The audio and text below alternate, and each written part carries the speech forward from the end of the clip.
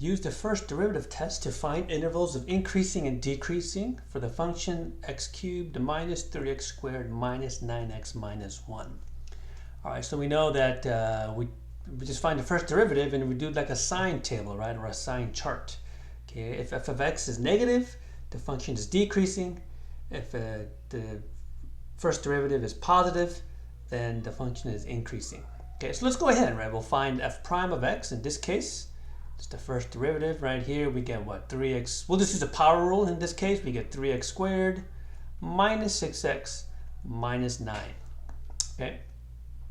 Now what we want to do is we want to set this equal to 0, right? So we'll set this equal to 0 and then find the critical values. Okay, now I'm going to factor out the 3 first. So I get 3 times x squared minus 2x minus 3. We'll set this equal to 0 and we see that this is factorable, right? It's a quadratic type equation.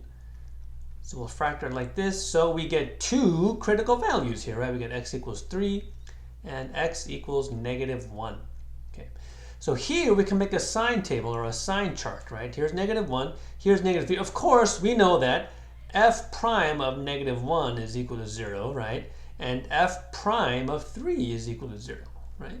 So remember what we're going to do is we want to pick a value from each interval. Okay, so for example, this is the interval from negative infinity to negative 1. This is the interval from negative 1 to 3.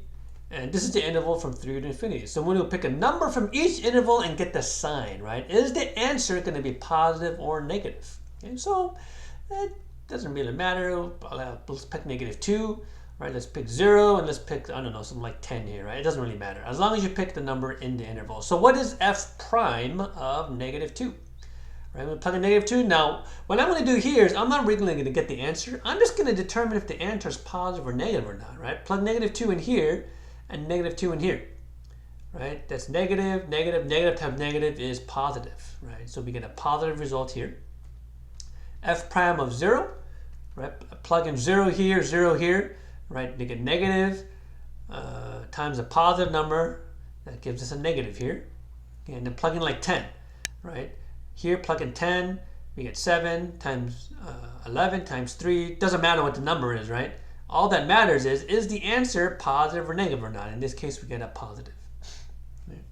So what's the last step here? Well, this function is increasing wherever the first derivative is positive. So it's increasing on negative infinity to negative 1 and from 3 to infinity, which means, of course, in this case, our function is decreasing from negative 1 to 3.